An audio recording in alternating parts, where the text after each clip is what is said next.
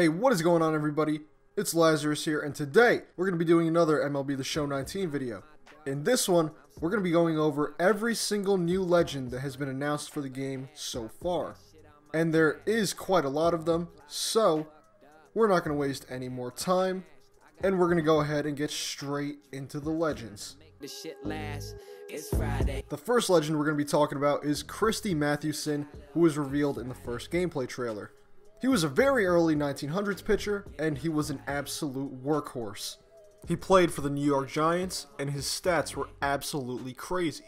Since he did play during the dead ball era, he was obviously pretty dominant, but it was nothing like we've ever seen today.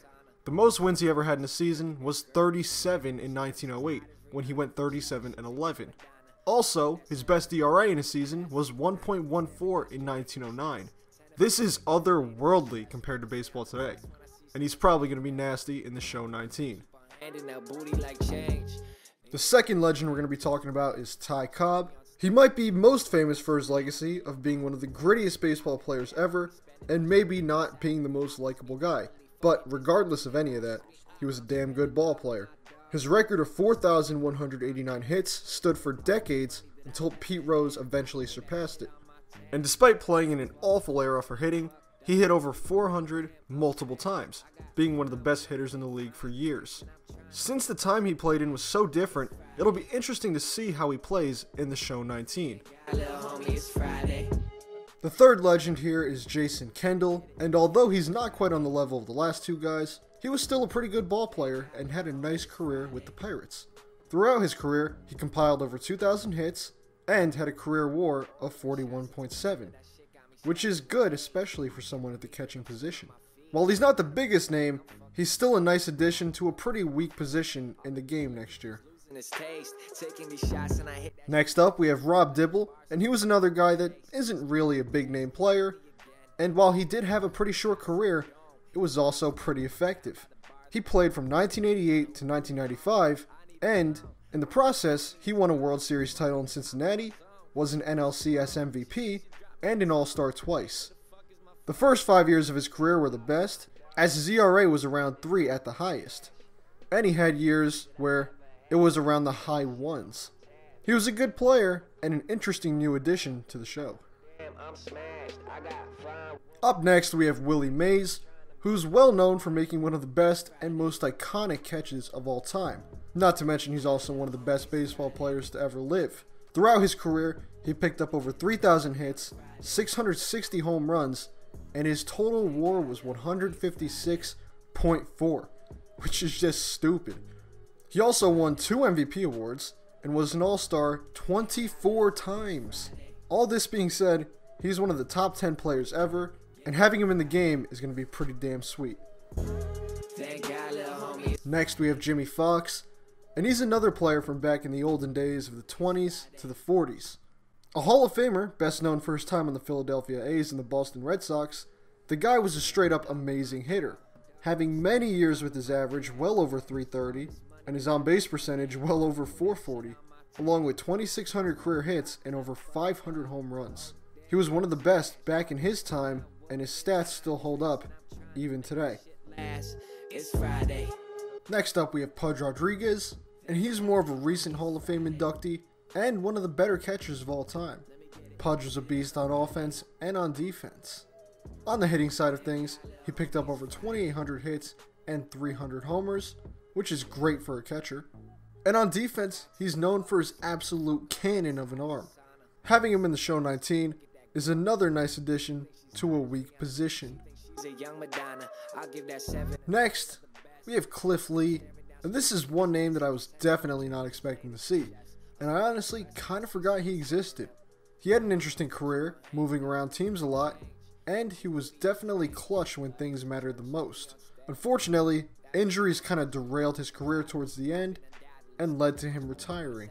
He wasn't exactly a Hall of Fame player, but there were some seasons when he was absolutely dominant, especially in the postseason.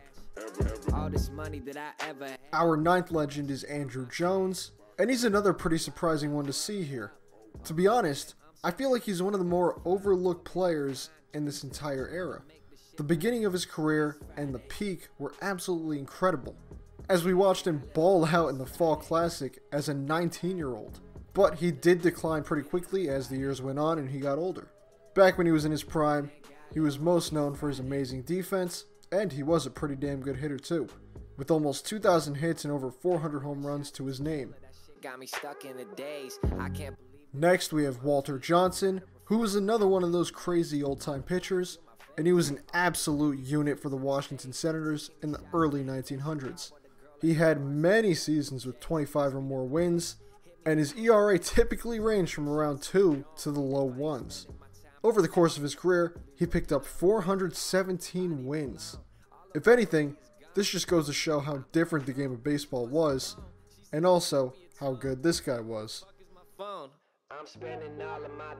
Our next new legend is Kerry Wood, who had a pretty nice career with the Chicago Cubs, being a clutch pitcher for them as both a starter and reliever, and of course being well known for going yard in the postseason. Like all players in the 90s and 2000s, he somehow ended up on the Yankees towards the end of his career, so I'm sure there'll be a card for that too, but he was definitely one of the more likable and interesting players in that time period, so it's going to be nice to see him in MLB The Show 19. If the phrase, the man, the myth, the legend could be applied to anyone, then certainly Cy Young would fit the bill. He lives up to the legend, as he's probably the best pitcher to ever live. He won 511 games, which is the most ever by a long shot and will never ever be overtaken.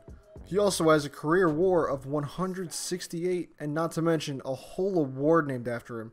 It's going to be fun seeing him pitch against some of the modern stars of baseball in the Show 19. I'm spending all of my cash. Up next we have Mark Prior, and to be honest, I have never really heard of him before the Moment stream, but after doing some research, he had a pretty short career, only 5 seasons on the Cubs, with injuries really holding him back.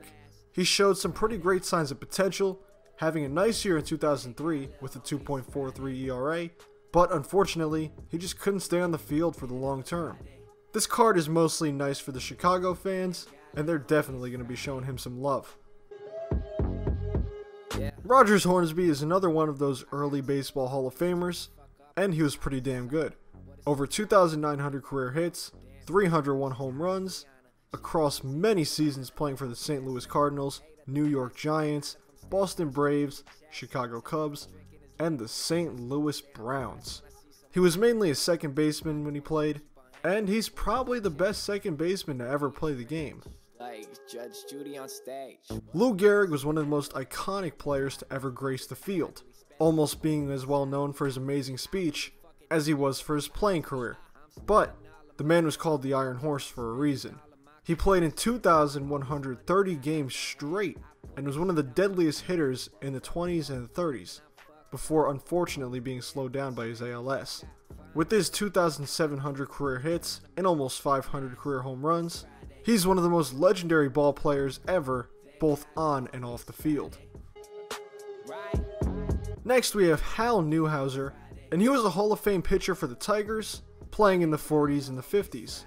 Throughout his career, he won 207 games and had a career ERA of 3.06, actually winning 2 MVP awards as well in back-to-back years, which for a pitcher is just kind of ridiculous. Like the other pitchers on this list, I'm sure he'll be pretty nasty. Next up we have Bret Boone, who was a pretty good player from the 90s and the 2000s, and this guy certainly made his way around the league, playing on a bunch of teams such as the Reds, Braves, Padres, and most notably the Seattle Mariners, where he was a huge part of their 2001 team.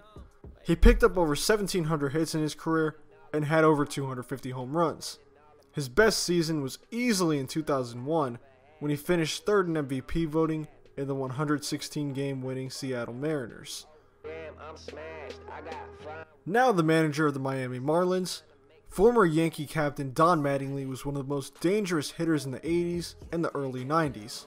From 84 to 93, he hit .311 with 205 homers, 375 doubles, and had an OPS of .842, and was one of the best hitters in all of baseball. Although he wasn't quite Hall of Fame worthy, his legacy is still strong in New York, and he will definitely be remembered for being a bright spot in a rough patch of Yankees history. Finally, the last legend to be revealed thus far is AJ Burnett, and he was a pretty interesting player, and a name I haven't really thought about since like 2012.